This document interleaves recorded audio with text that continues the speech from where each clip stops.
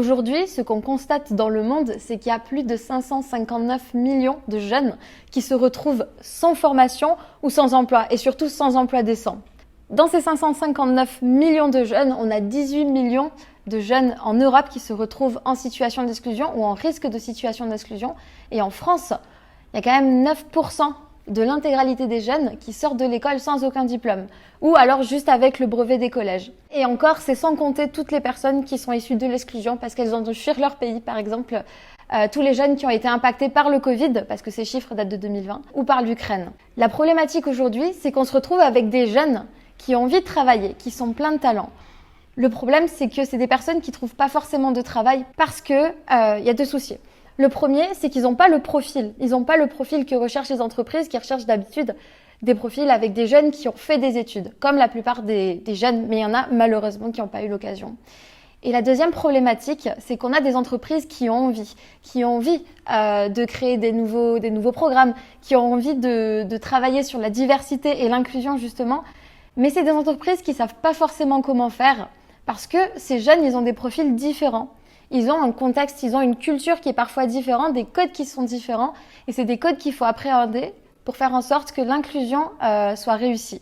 Et c'est pour aider ces entreprises qu'a été créé le Youth Inclusion Network, qui est un réseau global d'entreprises qui s'engagent pour l'inclusion professionnelle et donc sociale des jeunes qui sont issus de milieux défavorisés.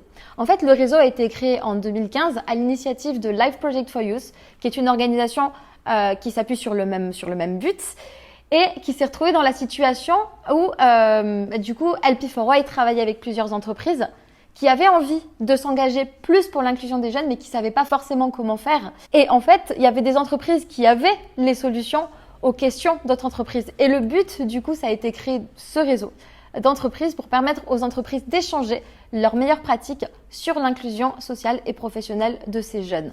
Mais le Youth Inclusion Network, plus qu'un réseau d'échange, en fait, c'est un réseau ou surtout c'est un soutien pour les entreprises, peu importe leur taille. Le but, c'est aussi de les accompagner concrètement, c'est-à-dire aider ces entreprises à connecter avec ces jeunes en connectant ces entreprises avec des organisations qui soutiennent et qui préparent les jeunes et qui ont besoin de l'aide de ces entités pour permettre leur inclusion sur le long terme. Et de notre côté, il y a aussi l'accompagnement sur la création de programmes RSE spécifiques, donc la création de diverses activités, mais également la création de programmes de ressources humaines pour l'intégration sur le long terme de ces jeunes. Parce que le but final, c'est l'intégration à long terme. Alors oui, il peut y avoir plusieurs types d'intégration et puis comme il peut y avoir plusieurs types de profils. Et l'idée, c'est par exemple commencer par recruter un jeune en stage. C'est une première approche et ça permet d'avoir une première idée de comment ça se passe et une première expérience.